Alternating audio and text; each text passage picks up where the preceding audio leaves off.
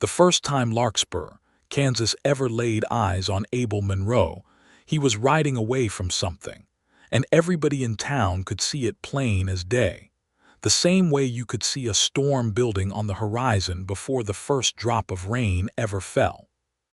It was the spring of 1878, the grass along the Kishom Trail just greening up after a hard winter, and the herds were beginning to move north again, filling the air with dust and lowing cattle and the shouts of drovers who had not slept in a proper bed for 3 weeks. Abel came in ahead of a herd he had no intention of finishing the drive with, his black gelding lathered, his hat pulled low, and a look on his face that the old-timers at the mercantile recognized right away. "That there is a leaving man," said Pete Higgins, who had run the livery stable in Larkspur for going on 20 years and had seen every kind of cowboy pass through its dusty streets. "You can always tell. They ride like they already got one boot out the stirrup." Abel Monroe was 30 years old, lean as a fence rail, with sun-worn skin and gray eyes that did not linger on anything too long, as though looking too hard at a place might make it stick to him.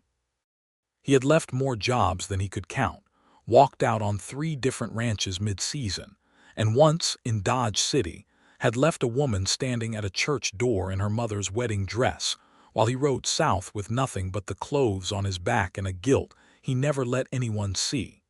He told himself it was better that way. Better to go before anyone had the chance to need him too much. Better to go before he needed them back. He had heard of Larkspur before he ever rode into it, the way a man hears about a fever going around before he catches it himself. Drovers up and down the trail talked about the town in a particular hushed way, the way men talk about a place that has some kind of hold on it.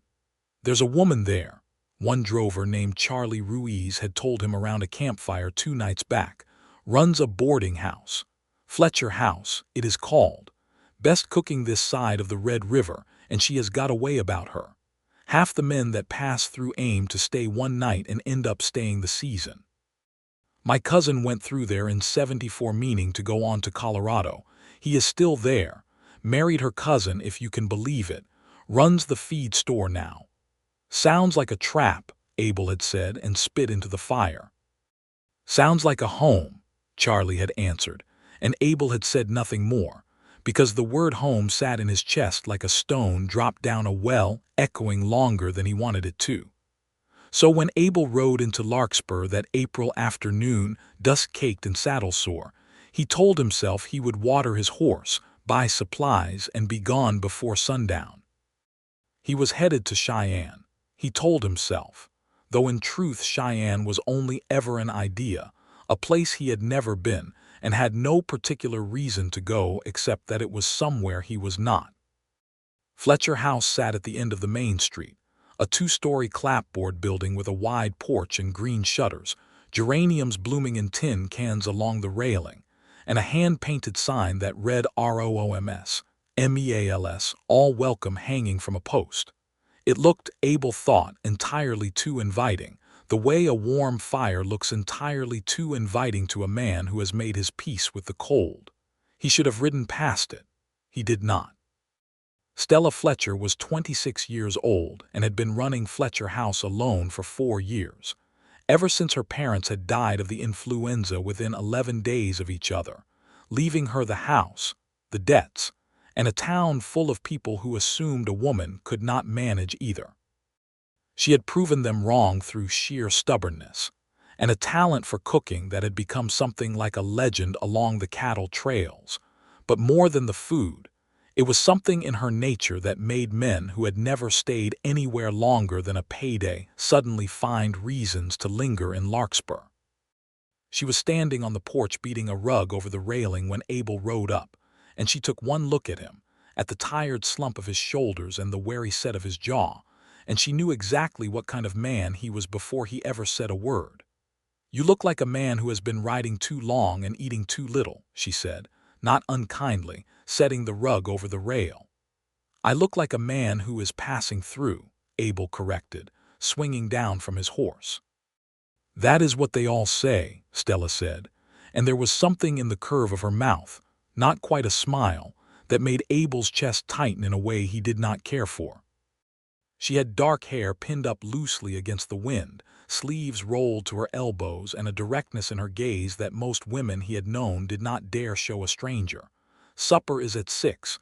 There is a room upstairs if you want it. 2 bits a night includes breakfast.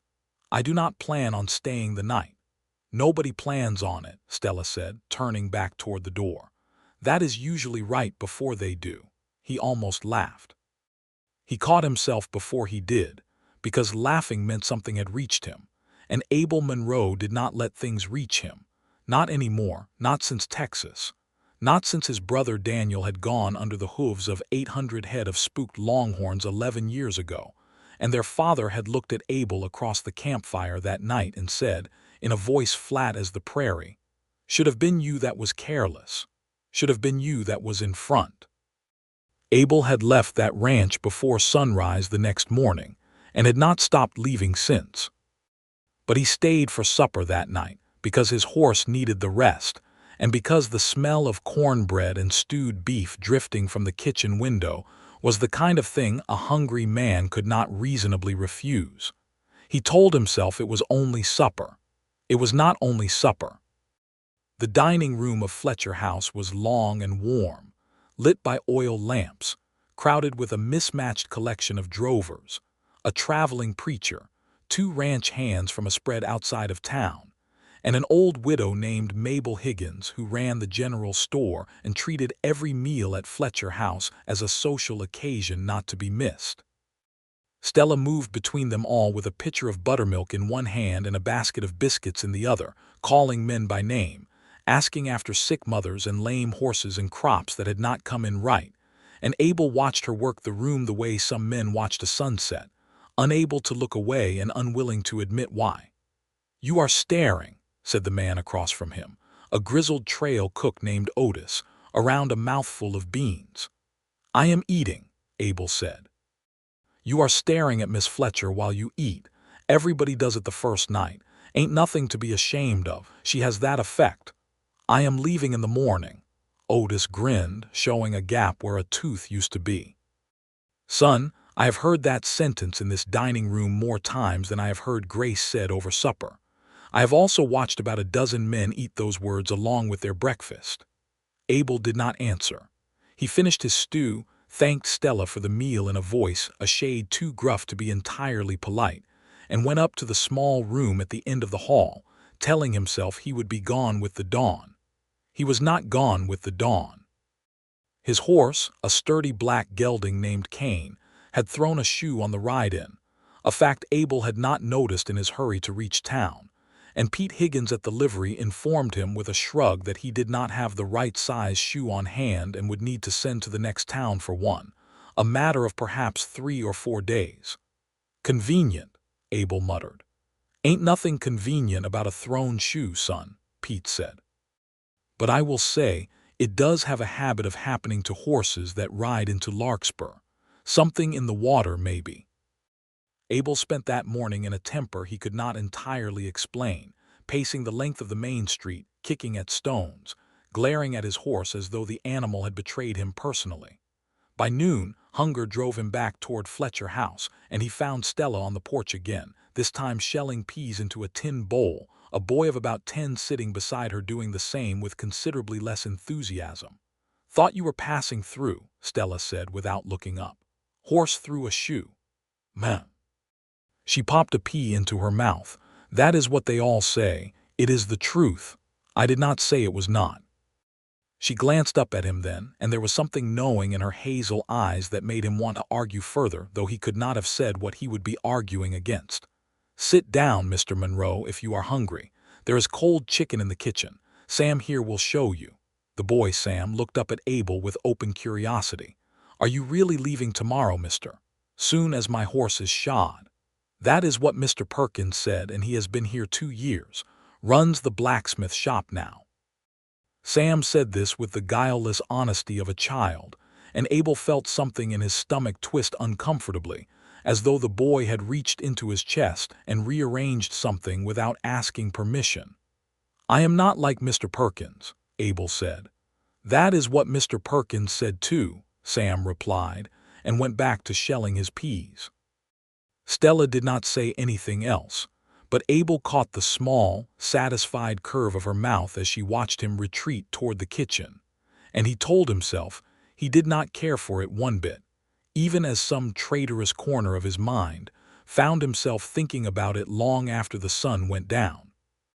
Over the following days, while he waited for Cain's new shoe to arrive from the next town, Abel found himself doing small things around Fletcher House that he told himself were simply repayment for hospitality and nothing more.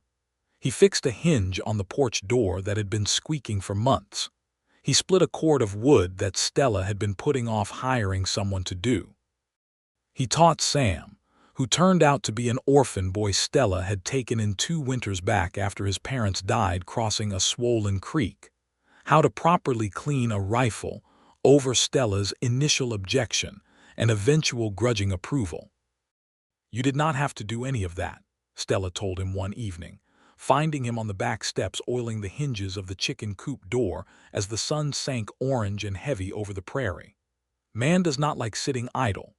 Man does not like admitting he is comfortable someplace," Stella said, sitting down on the step beside him, close enough that he could smell the flower and rosewater scent of her, close enough that his pulse did something foolish and unfamiliar. "I have seen it before, Mr. Monroe. 50 men who came through here meaning to stay one night. It is always the same pattern. First they say they are only passing through. Then they find some reason to stay a few more days. Then they find themselves fixing things they have got no business fixing, for a woman they have got no business falling for." Abel's hand stilled on the hinge. "You think I am falling for you. I think you are on your way," Stella said, not with cruelty, but with a plain honesty that struck him harder than any accusation could have. "I have gotten good at watching it happen. It is a kind of gift, I suppose, though it does not always feel like one. And what happens after that, after a man falls?" Something flickered across her face then, quick as a bird's shadow crossing the ground, there and gone.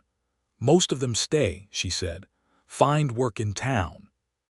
Marry a local girl, or sometimes, if I am honest, they think for a while that it might be me they are meant to marry before they realize what I already know." "Which is?"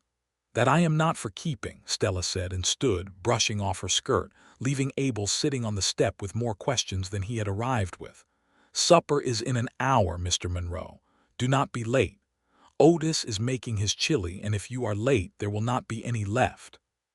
She walked back into the house, and Abel sat there in the fading light a long while, turning her words over like stones in his palm, wondering at the strange sorrow he had heard buried beneath them, and wondering, too, why it mattered so much to him that he understand it.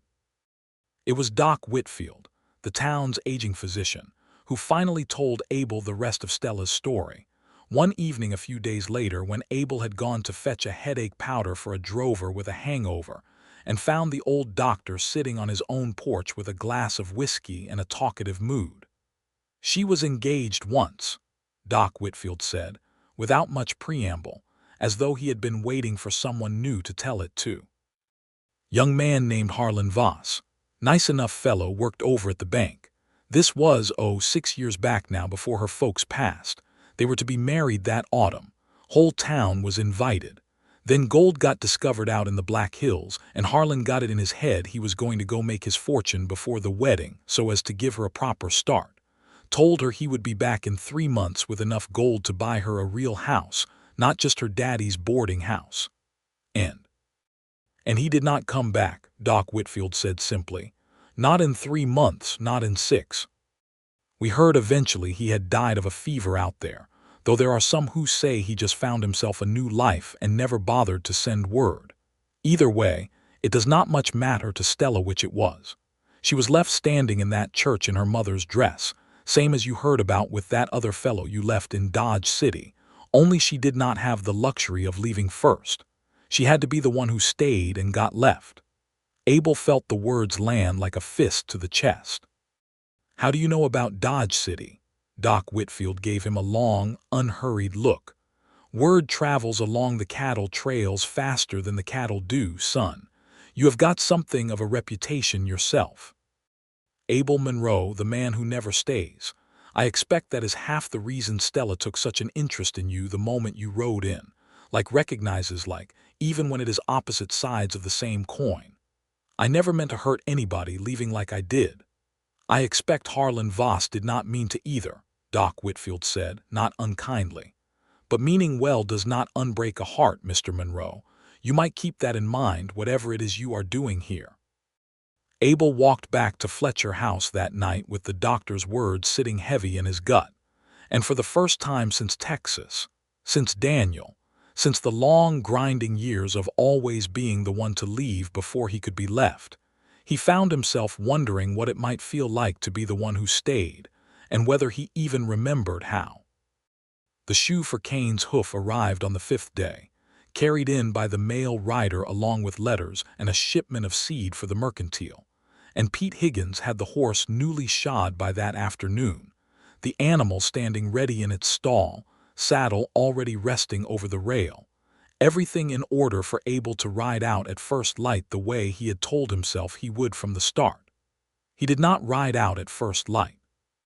He told himself it was because a storm was rolling in from the west, dark clouds stacking up along the horizon like a wall, and no sensible man rode out into weather like that. He told himself it was because Sam had asked him to help mend a fence before he left, and it seemed unkind to refuse a boy who had already lost so much. He told himself a great many things that spring evening as he stood in the barn brushing down a horse that no longer needed brushing, and none of them were the real reason, which was that he did not want to leave, and the wanting frightened him more than anything had in 11 years. It was Stella who found him there, lantern in hand, the storm beginning to patter against the barn roof in fat, scattered drops. "You are still here," she said. "Storm's coming. Storm has been coming for 2 days.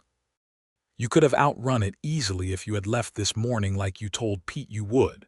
Abel set down the brush. "Maybe I did not want to." Stella came further into the barn, setting the lantern on a hook, the golden light catching the dust motes swirling in the air between them. Why not?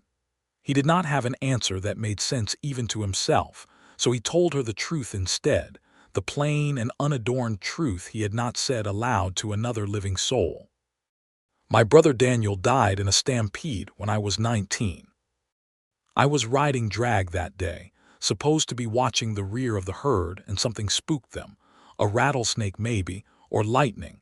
Nobody ever knew for certain, and Daniel was up ahead trying to turn them and his horse went down. I got there too late to do anything but watch. My father told me that night he wished it had been me instead. I have been leaving places ever since before anybody else can tell me the same thing."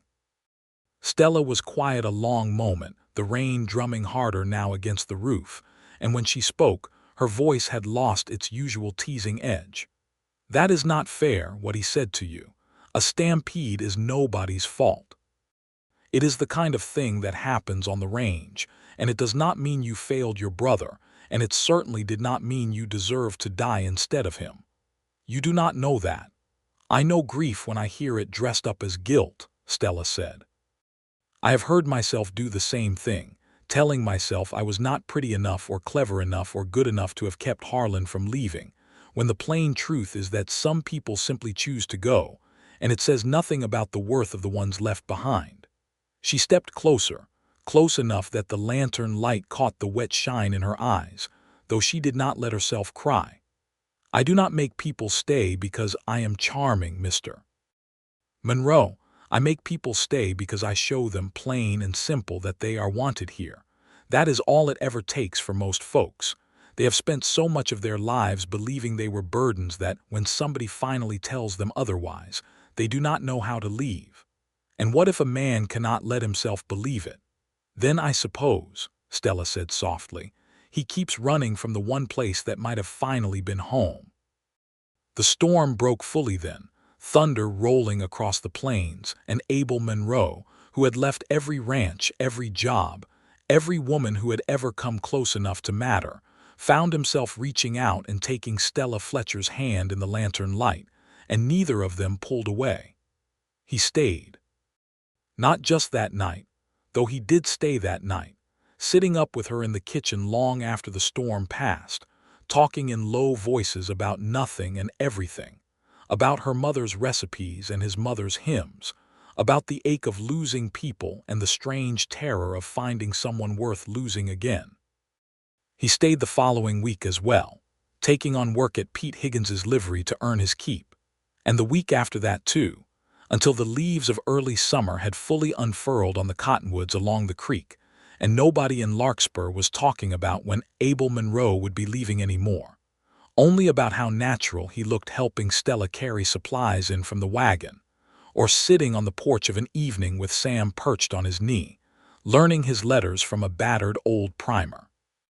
It was Otis, of all people, who said what everyone else was already thinking, one evening at supper as Abel passed the bread basket down the table with an ease that suggested long familiarity. "You have been here 2 months now, Monroe," Otis said, around a mouthful of stew. "That has got to be some kind of record for you, does it not?" "Maybe I found reason to stay," Abel said, and did not look at Stella, though the color that rose in her cheeks told him she had heard and was pleased by it, whether she wished to admit it or not. But Larkspur, for all its warmth, was not without its dangers, and the trouble that had been building quietly on the edges of the town for over a year finally came to a head that summer in the shape of a man named Silas Crane. Crane owned the largest cattle spread within 50 miles of Larkspur, a sprawling operation called the Rocking Sea that had grown, through a combination of hard work and considerably less scrupulous means, to swallow up nearly every smaller ranch in the region. He had his eye, and had had it for some time, on the creek that ran behind Fletcher House, the only reliable water source on that side of the county that did not already belong to him, and he had made Stella no fewer than 4 offers to buy her land outright, each one lower than the last, each one delivered with a thin, unpleasant smile that made her skin crawl. "I am not selling, Mr. Crane," Stella told him plainly, the 5th time he rode into town with 2 of his hired men flanking him, sitting his horse in front of Fletcher House like he already owned the ground it stood on. "This house was my parents'. It is not for sale, not to you, not to anybody." "Everything is for sale, Miss Fletcher," Crane said, tipping his hat with a courtesy that did not reach his cold eyes. "It is only ever a question of the right price or the right amount of persuading." "Is that a threat?" "It is an observation," Crane said, and turned his horse away, though the look he left behind promised the matter was far from settled.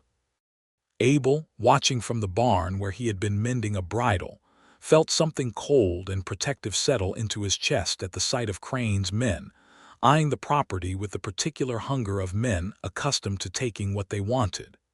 He said nothing to Stella about it that evening, not wanting to alarm her further, but he began sleeping lighter after that, keeping his rifle within reach, watching the road more carefully than he let on. The trouble came to a head 2 weeks later, on a night with no moon, when 3 of Crane's hired men rode into town well after midnight and set fire to the small barn behind Fletcher House, where Stella kept her milk cow and a few laying hens. Abel woke to the smell of smoke and was out of bed and running before he had fully finished pulling on his boots, shouting for Sam and Stella to get clear of the house, while he fought the flames with buckets hauled from the well, joined within minutes by Pete Higgins and Otis, and half a dozen other men from town who had seen the glow and come running.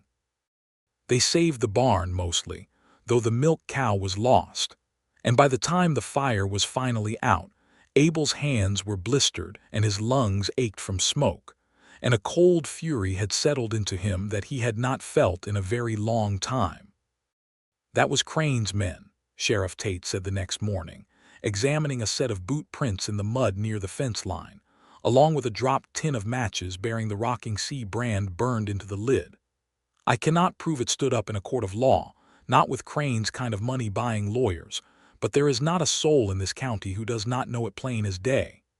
"So nothing is going to be done about it," Stella said, exhausted, soot still smudged across her cheek from the night before.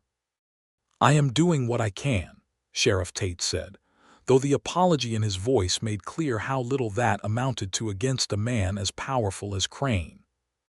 It was that same afternoon that Abel found Stella sitting on the back steps where the barn's charred remains still smoldered faintly in the noon heat, her shoulders shaking with the tears she had refused to let anyone see the night before. "I am not selling," she said fiercely, before he had even sat down beside her. "I do not care what he burns. This is my parents' land. I will not be run off it." "I know," Abel said quietly. "Everybody I have ever loved eventually leaves me or gets taken from me," Stella said, the words coming out in a rush now, as though a dam had finally broken. "My parents, Harlan. And now Crane wants to take the very ground they are buried on, and I am so tired, Abel, I am so tired of fighting to keep the things I love." It was the first time she had used his given name instead of Mr. Monroe, and something in Abel's chest cracked open at the sound of it. "You are not fighting alone," he said. "Not anymore." She looked at him then, really looked at him, searching his face for the lie she half expected to find there, the promise that men had broken before. "You say that now. But you are a leaving man, Abel Monroe. Everyone knows it. It is practically your calling card." "I was a leaving man," Abel said, and found to his own surprise that he meant it. "I do not know that I am one anymore." He kissed her then, there on the back steps with the smell of smoke still hanging in the air, and Stella Fletcher, who had spent 6 years convincing every other soul that came through her doors that they belonged in Larkspur, finally let herself believe, if only for a moment, that she might have found someone who belonged specifically to her. But belief, Abel would learn in the weeks that followed, was a fragile thing, easily shaken by old fears that did not disappear simply because a heart had changed its mind. Silas Crane did not take the failure of his intimidation lightly. Within a week, he had gone to the bank in the county seat and quietly bought up the note on Fletcher House, a debt Stella's father had taken out years before to expand the building and had been slowly paying down ever since. Crane called the note due in full, a sum Stella had no possible way of raising in the 30 days he allowed her, and the threat of losing the house outright, legally and with no recourse, settled over Fletcher House like a shroud. "There has to be something we can do," Abel said, pacing the parlor while Stella sat pale and still on the settee, the letter from the bank clutched in her hands. "There is nothing to be done," Stella said. "Crane has the money and the lawyers, and I have a boarding house full of drovers who cannot pay more than 2 bits a night. 30 days, Abel. He knew exactly what he was doing." It was Doc Whitfield, in the end, who provided the first thread of hope, arriving at Fletcher House 2 days later with an old, yellowed document he had unearthed from the county records office.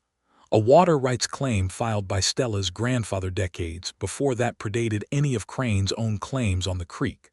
A legal technicality that, if properly argued, would mean Crane's entire operation was in violation of established water law and could be forced to pay substantial damages, or at minimum, would give Stella significant leverage to negotiate rather than simply capitulate. "It will take a lawyer to argue it properly," Doc Whitfield warned, "and Crane will not go down without a fight." "Then we get a lawyer," Abel said.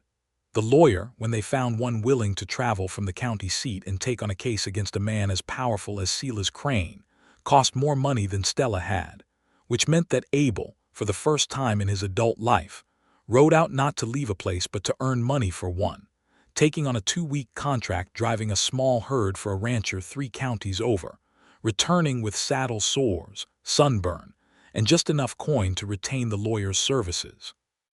It was during those 2 weeks apart, longer than they had been apart since Abel first stayed, that the old fear reasserted itself in him with a viciousness he had not anticipated. Every night around the campfire, watching other drovers talk about the towns and women and jobs they had left behind without a backward glance, Abel felt the familiar itch beneath his skin, the old voice whispering that he had already stayed too long, that the longer he remained bound to Stella and Larkspur, and the life growing up around him there, the more devastating it would be when it inevitably fell apart. the way everything eventually did. He told himself, riding back toward Larkspur with the money in his saddlebag, that he would give the lawyer's fee to Stella, and then, once the matter with Crane was settled, he would move on, the way he always did, before anyone got hurt worse than they already would be. He did not account for how much it would hurt him to think it. He rode into Larkspur at dusk to find the town in an uproar, Sheriff Tate and half a dozen armed men gathered outside Fletcher House, and Stella standing on the porch with a shotgun in her hands, her face white with fury and fear in equal measure. "What happened?" Abel demanded, swinging down from Cain before the horse had fully stopped. Crane sent men to serve an eviction notice early, 3 weeks before the note was even due, Stella said, her voice shaking with barely controlled rage. "Said the bank found an irregularity in the original loan papers, said I was in default already. Sheriff Tate is trying to sort it out, but Crane's men were talking about coming back tonight to start moving my things out onto the street." "They will not touch this house," Abel said, and something in the flat certainty of his voice made Stella look at him properly for the first time since he had ridden up. "You came back," she said. "I told you I would. Men have told me that before." "I am not those men," Abel said, and reached out to take the shotgun gently from her trembling hands. "Go inside. Let me handle this." What followed was not the violent showdown that a lesser story might have demanded, but a tense, drawn-out confrontation on the front lawn of Fletcher House as Crane himself arrived an hour later with 4 hired men, only to find Sheriff Tate, Doc Whitfield, Pete Higgins, Otis, and nearly a dozen other townsfolk who had heard the commotion and come to stand with Stella, along with the county lawyer Abel's earnings had retained, who produced the old water rights document with a flourish and informed Silas Crane, in the calm, unhurried tone of a man who knew he held the winning hand, that any attempt to forcibly evict Miss Fletcher before the matter of the water rights violation was settled in court would result in criminal charges against Crane personally, in addition to the civil damages he already faced. "This is not over, Fletcher," Crane snarled, wheeling his horse around. "It is over enough," Sheriff Tate said. "You go on home now, Silas, before I decide there is cause to hold you overnight for disturbing the peace."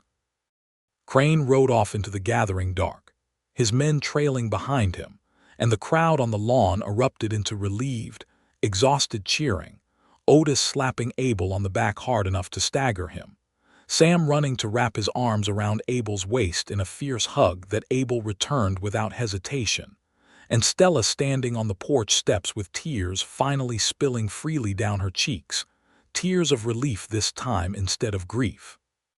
The legal case against Crane dragged on for another 2 months, but with the water rights document as leverage and public opinion in the county firmly turned against him after word spread of his tactics, Crane eventually settled out of court, paying Stella a substantial sum in damages and formally relinquishing any claim on the note against Fletcher House. It was, by any measure, a victory, and the town of Larkspur celebrated it as such. But it was in the quiet days immediately following the confrontation, once the danger had passed and the adrenaline had faded, that the old fear in Abel Monroe finally surfaced in full.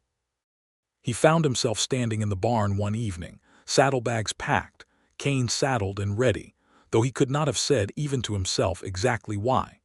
Stella found him there, the way she always seemed to find him at the moments that mattered most, and the look on her face when she saw the packed saddlebags was one of quiet, devastated understanding rather than surprise. "You are leaving," she said. "I do not know," Abel said, and the admission was more honest than anything he had said in months. "I have been fighting this feeling for weeks now, Stella, this feeling that I have stayed too long, that the longer I am here the worse it will be when I finally go, because eventually I always go. That is who I am, that is what everyone knows about me." "That is who you were," Stella said, echoing his own words back to him. "You told me that yourself back when the barn burned. You told me you were not that man anymore. I do not know if I believe that." "Then believe this," Stella said, stepping closer, her voice fierce even through her tears. "I have spent 6 years of my life making a home so warm and so full of love that men could not help but want to stay in it. And I have watched dozens of them do exactly that, find their place here, find their peace here. But I have never once, not with a single one of them, felt what I feel with you, Abel Monroe. I did not fall in love with you because you were passing through, and I have a talent for keeping drifters. I fell in love with you because you saw my grief and did not flinch from it, because you fought for this house like it was your own, because you love Sam like he is your own son already, and because when you kissed me on those back steps with the barn still smoking, I knew in my bones that this was not the same as anything I had ever had before. If you ride away tonight, you will not just be leaving a town. You will be leaving me, and I am asking you plainly not to." Abel stood there a long moment, the lantern light flickering between them, Cain shifting restlessly in his stall behind him, the whole weight of 11 years of running pressing down on his chest like a stone. And then, for the first time in his adult life, Abel Monroe broke, not in leaving but in staying. He crossed the distance between them in 2 strides and pulled Stella into his arms, burying his face in her hair, and when he spoke, his voice was rough with tears he had not allowed himself in over a decade. "I am so tired of running, Stella. I have been running since I was 19 years old, running from a guilt that was never even mine to carry, and I do not want to run anymore. I want to stay. I want to stay here with you, with Sam, in this house, in this town, for as long as you will have me. Even when it is hard," Stella asked, pulling back just enough to look up into his face. "Even when there are storms and fires and men like Crane who will not go quietly." "Especially then," Abel said. "A man does not learn what home means by staying where it is easy. He learns it by staying through the hard parts and finding out the leaving would have been worse." He kissed her then, in the lantern light of the barn, with Cain's saddlebag still packed uselessly on the horse's back. And outside the crickets sang in the tall grass, and somewhere in the house, Sam was practicing his letters by candlelight, entirely unaware that the whole shape of his family was settling itself into place in that quiet barn.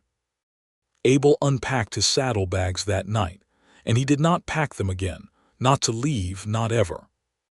They were married in October, once the last of the summer heat had broken and the cottonwoods along the creek had gone gold, in a ceremony on the front lawn of Fletcher House that nearly the entire town of Larkspur attended, because there was hardly a soul in Larkspur who had not, at some point, sat at Stella's table or slept beneath her roof, or been talked out of leaving by the particular warmth of her hospitality. And every one of them wanted to see the day that Abel Monroe, infamous for leaving, finally stood still long enough to be married. The Reverend Aldous Pike, who traveled a wide circuit through that part of Kansas and happened to be passing through that week, performed the ceremony beneath an arch of prairie roses that Mabel Higgins had spent 2 full days weaving together. And Sam, dressed in a new suit that Stella had sewn for the occasion, stood proudly beside Abel as his witness, having asked, with the solemn seriousness only a 10-year-old boy can muster, whether it would be all right if he called Abel his pa once the wedding was official. "I would be honored," Abel had told him, and meant it with his whole battered, mended heart. Stella wore, at her own insistence and over Mabel's mild protests about tradition, a simple blue dress rather than her mother's old wedding gown, explaining quietly to Abel the night before that she wanted this marriage to be entirely its own thing, not haunted by the ghost of a wedding day that had ended in abandonment. "This is a new beginning," she told him. "It deserves its own dress. It deserves you happy," Abel said, "whatever you are wearing." The ceremony itself was simple and short, as most weddings on the frontier tended to be, but the vows they exchanged were anything but ordinary. When it came time for Abel to speak his, he set aside the words Reverend Pike had suggested and spoke instead from the rough, honest place in his chest, where 11 years of running had finally worn down into something like peace. "Stella Fletcher," he said, taking both her hands in his, his voice carrying clear across the assembled crowd of townsfolk. "I have left every place I have ever called home, and every person who ever came close to loving me because I believed, deep down, that I was not worth the staying. You did not just make me want to stay. You made me believe, for the first time since I was a young man, that staying was not a cage but a kind of freedom I had never let myself have. I promise you, before God and before this whole town who has watched us fall in love in plain sight, that I will not leave you. Not when it is hard, not when there is trouble, not ever. You are my home now, and I intend to stay in it until I am an old, gray man sitting on that porch with you, watching our grandchildren run through the grass." There was hardly a dry eye among the crowd by the time he finished, and Stella, her own voice thick with tears, spoke her vows in turn, promising him not the safety of a home he could simply pass through, but a partnership, a life built together, brick by brick, storm by storm, for as long as they both should live. They were pronounced husband and wife as the October sun sank low and gold over the Kansas prairie, and the whole town of Larkspur erupted into the kind of celebration that only a frontier town, starved for joy amid the hardship of daily survival, knows how to throw. There was a barn dance that lasted well past midnight, fiddle music and stomping boots and Otis's chili served alongside 3 different kinds of pie that the women of the town had spent all week baking.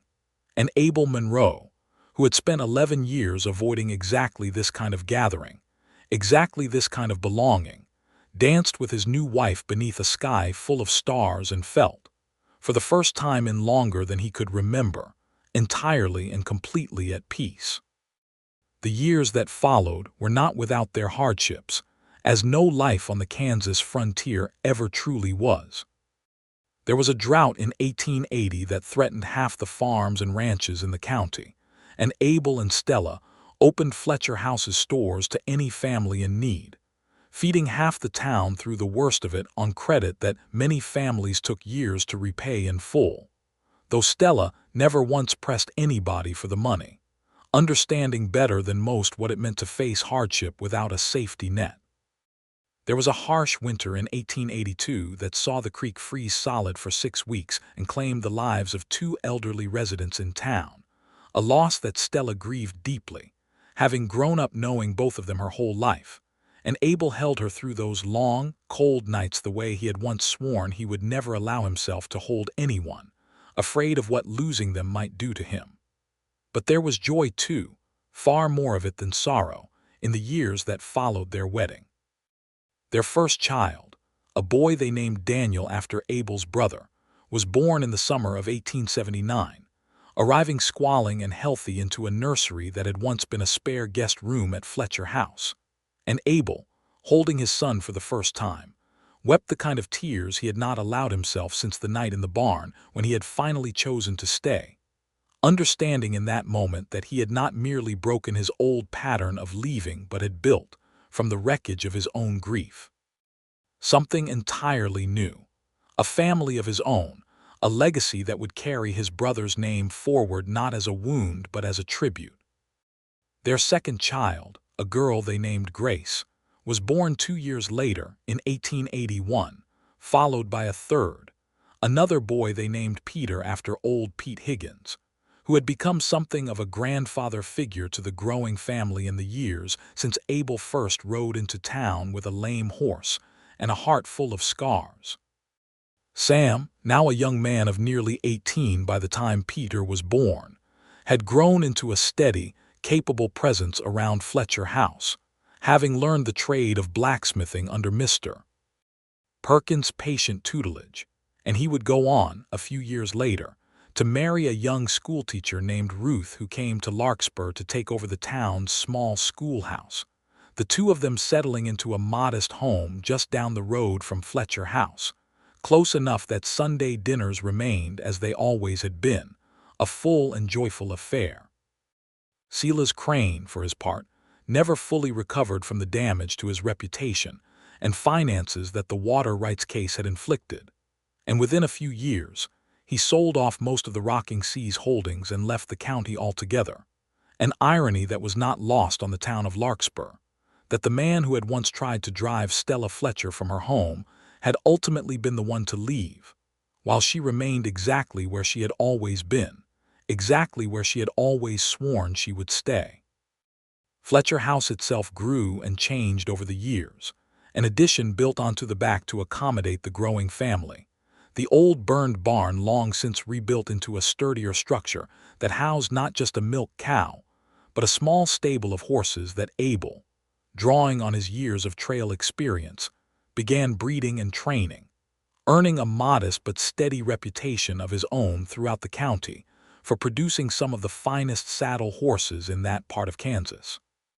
The boarding house continued to welcome drovers and drifters passing through on the cattle trail, and it became something of a family tradition over the years, for Stella and later her children as well, to watch for that particular look in a stranger's eye, that restless, wary weariness of a man who had been running too long, and to offer him, without judgment, a warm meal and a soft bed and the quiet, patient suggestion that perhaps, just this once, he might consider staying a little while longer.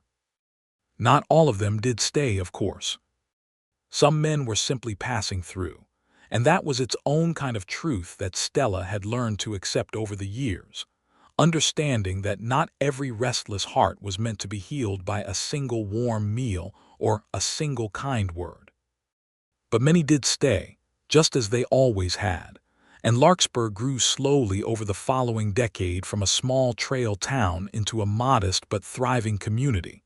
Its growth owed in no small part to the reputation of Fletcher House and the woman, and later the family who ran it. On a warm evening in the autumn of 1895, some 17 years after Abel Monroe first rode into Larkspur with a lame horse, and a heart determined never to stay anywhere long enough to be hurt again, he sat on the front porch of Fletcher House beside his wife, watching their grown children move about the property with lives and families of their own beginning to take shape around them. Daniel, now 16, was down at the corral working with one of the young horses, showing the same natural gift with animals that his father possessed.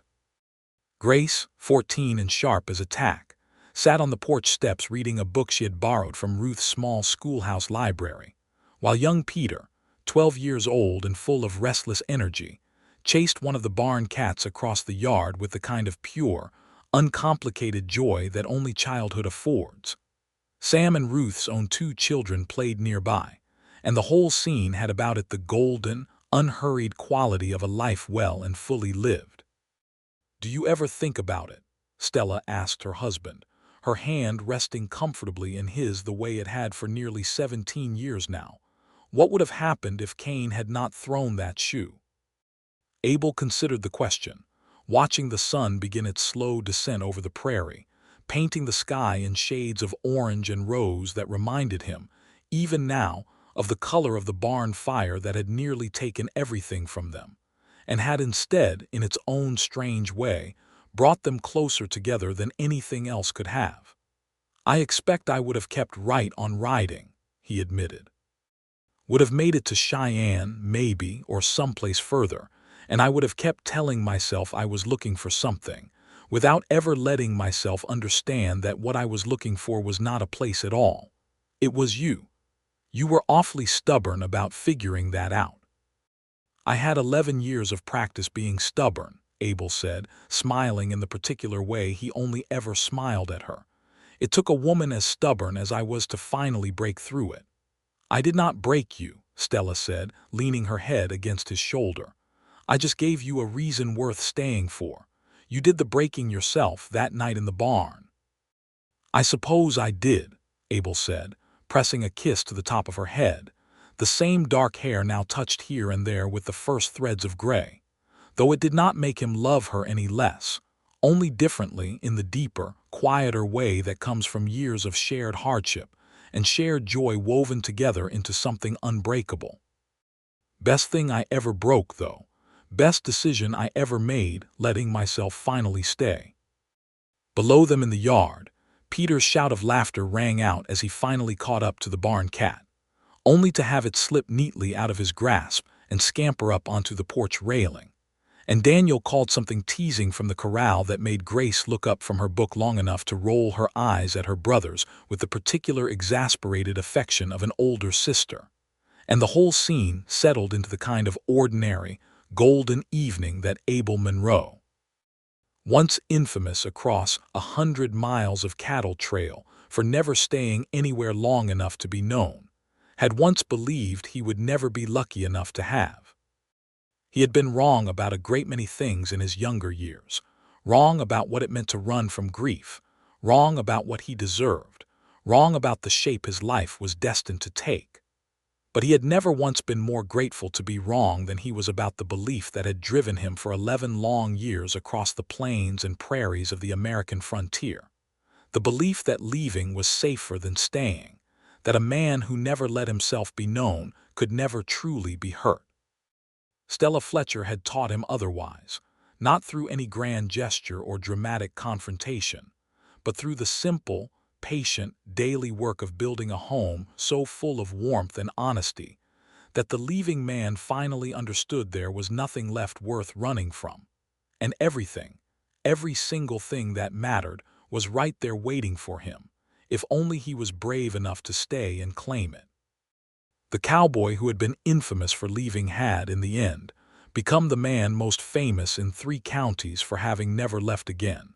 And the woman who had spent her whole adult life making other people's hearts feel safe enough to stay had finally, at long last, found someone willing to make hers feel exactly the same way. They lived out the remainder of their years together at Fletcher House, watching their children grow, marry, and have children of their own, watching Larkspur grow from a dusty trail stop into a proper town with its own church and schoolhouse, and eventually even a small newspaper that, decades later, would run a fond little article commemorating the 50th anniversary of Fletcher House, telling the story, still remembered fondly by the old-timers of the county, of the drifting cowboy and the innkeeper's daughter, and how one of them, at long last, had finally broken and chosen, above everything else his restless heart had ever wanted, to stay.